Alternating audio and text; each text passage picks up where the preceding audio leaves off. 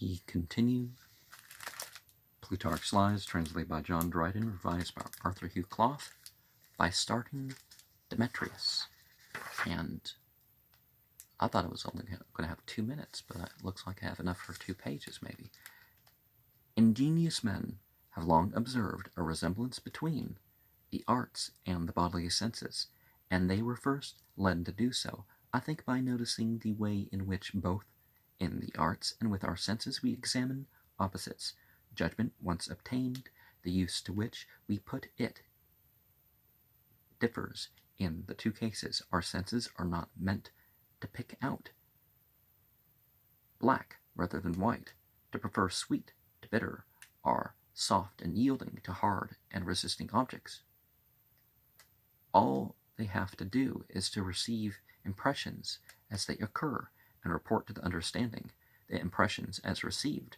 The arts, on the other hand, which reason institutes expressly to choose and obtain some suitable and to refuse and get rid of some unsuitable objects, have their proper concern in the consideration of the former, though in a casual and contingent way. They must also, for the very rejection of them, pay attention to the latter. Medicine, to produce health, has to examine disease, and music, to create harmony, must investigate discord. And the supreme arts of temperance, of justice, and of wisdom, as they are acts of judgment and selection, exercise not on good and just and expedient only, but also on wicked, unjust, and inexpedient objects. Do not give their commendations to the mere innocents, whose boast it is, and its inexperience of evil. Yeah, innocence and experience are not the same thing. And wasn't that the point of the Neon Demon movie? That these are more experienced, depraved women, and it turns out the more evil one is the cute one that seems inexperienced.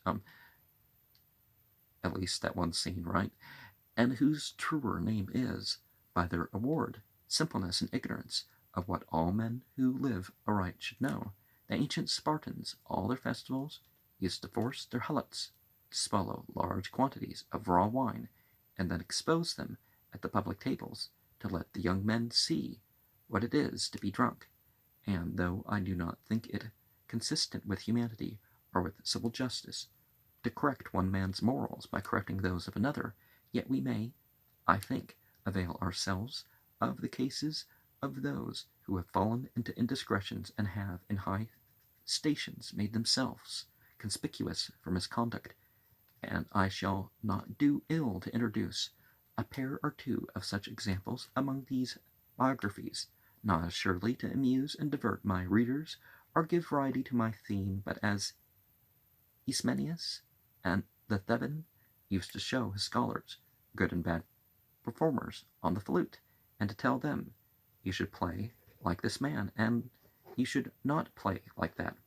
And as Antigonidas used to say, young people would take greater pleasure in hearing good playing, if first they were set to hear bad. So in the same manner it seems to me likely enough that we should be all the more zealous and more emulous to read, observe, and imitate the better lives, if we are not left in ignorance of the blameworthy and the bad. For this reason, the following book contains the lives of Demetrius, Palaeorcetus, and Antonius, the triumvir, two persons who have abundantly justified the words of Plato, that great natures produce great vices as well as virtues. Both alike were amorous and intemperate, warlike, munificent, sumptuous in their way of living, and overbearing in their manners, and the likeness of their fortunes carried out the resemblance in their characters. Not only were their lives each a series of great successes and great disasters, mighty acquisitions, and tremendous losses of power, sudden overthrows, overfollowed by unexpected recoveries. But they died also, Demetrius in actual captivity to his enemies, and Antony on the verge of it, Antigonus had by his wife Stratonique, the daughter of Corhaus, 2 sons, the one of whom, after the name of his uncle, he called Demetrius. The other had that of his grandfather Philip, and died young. This is the most general account, although some have related that Demetrius was not the son of Antigonus, but of his brother, and that his own father, dying young, and his mother being afterwards married to Antigonus, he was accounted to be his son.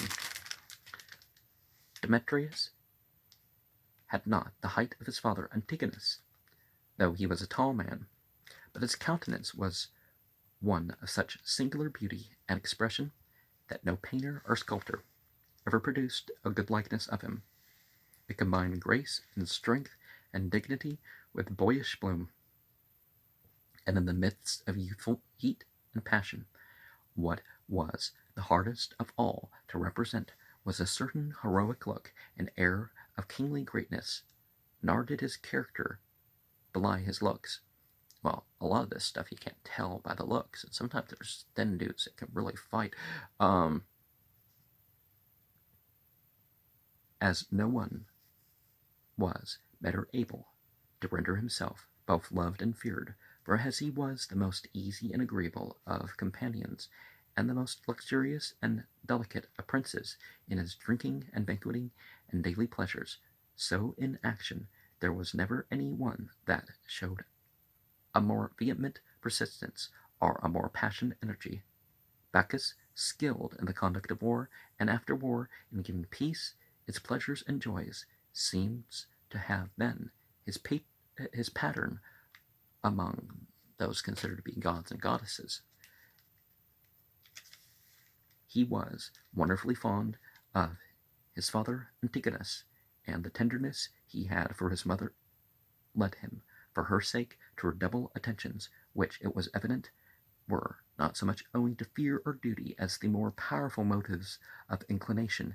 It is reported that, returning one day from hunting, he went immediately into the apartment of Antigonus, who was conversing with some ambassadors, and after stepping up and kissing his father, he sat down by him, just as he was, still holding in his hand the javelins which he had brought with him.